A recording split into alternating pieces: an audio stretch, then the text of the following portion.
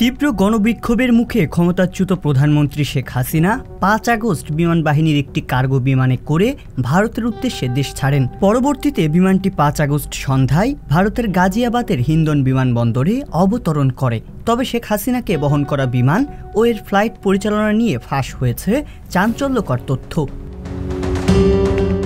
জানা গেছে, বিমানটি ঢাকা ছাড়ার সময় অন্যান্য ফ্লাইটের মতো স্বাভাবিকভাবে নয়, বরং একটি প্রশিক্ষণ ফ্লাইট হিসেবে যাত্রা শুরু করে এবং এর ফ্লাইট পথ ও অবস্থান অন্যদের না জানাতে ট্রান্সপন্ডার বন্ধ করে দেয়। এ নিয়ে জাতীয় দৈনিক ডেইলি স্টারে প্রকাশিত শেখ হাসিনাকে বহনকারী ফ্লাইট যেভাবে যে রুটে ভারতে গিয়েছিল শিরোনামের প্রতিবেদনে উঠে এসেছে সেদিনের ঘটনা। একটি উড়োজাহাজের নাম, অবস্থান, উচ্চতা, গতি এবং বিস্তারিত তথ্য জানতে বিমানে ব্যবহার করা হয় ট্রান্সপন্ডার নামক যন্ত্র।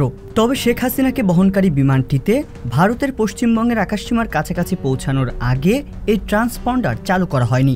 রাডারেও ধরা পড়েনি বিমানের কোনো তথ্য।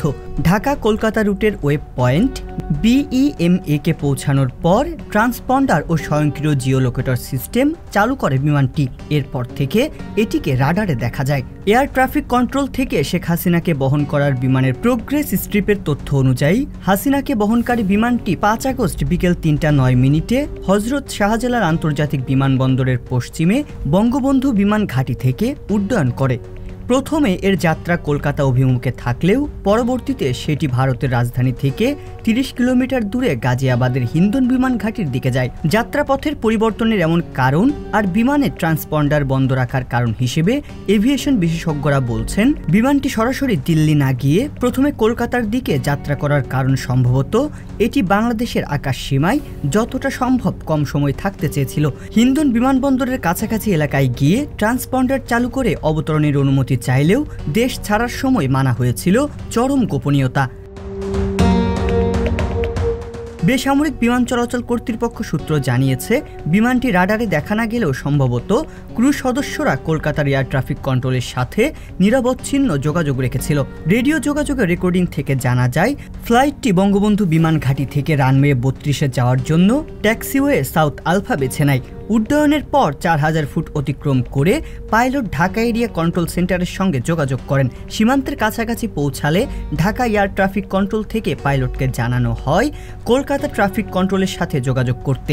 ইন্ডিয়া টুডের এক প্রতিবেদনে বলা হয়েছে, হাসিনাকে বহনকারী বিমান সীমান্ত অতিক্রম করার পর পশ্চিমবঙ্গের হাসিমারা বিমান ঘাঁটিতে ১০১ স্কোয়াড্রনের ২টি ডাসাল্ট রাফালে যুদ্ধবিমান এটিকে বিশেষ নিরাপত্তা দেয়। জানা যায়, ভারতীয় কর্তৃপক্ষ সীমান্ত থেকে ১০ কিলোমিটার দূরে থাকতে ফ্লাইটটির ওপর নজরদারি শুরু করেছিল। অবশ্য দেশ ছাড়ার আগে শেখ হাসিনা ও তার বোন শেখ রেহানা এবং বহনকারী বিমানের ফ্লাইট ক্রু কিংবা সিকিউরিটি সার্ভিসের কেউই ঢাকা ছাড়ার আগে ইমিগ্রেশন সম্পন্ন করেননি। নিয়ম বহির্ভূতভাবেই ভারতে অনুপ্রবেশ করেন তারা। ভারতে পৌঁছানোর পর শেখ হাসিনাকে উত্তরপ্রদেশের নয়ডায় ভারত সরকারের দেওয়া একটি নিরাপদ বাড়িতে নিয়ে যাওয়া হয়।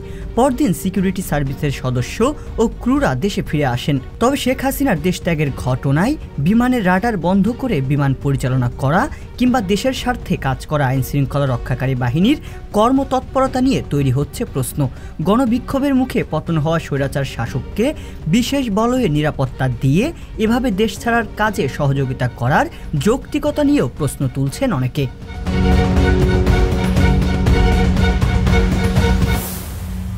সংবাদ, ফিচার ও অনুষ্ঠানের জন্য ভিজিট করুন সংবাদ প্রকাশের ওয়েবসাইট এবং যুক্ত থাকুন ফেসবুক পেজ ও ইউটিউব চ্যানেলের সঙ্গে।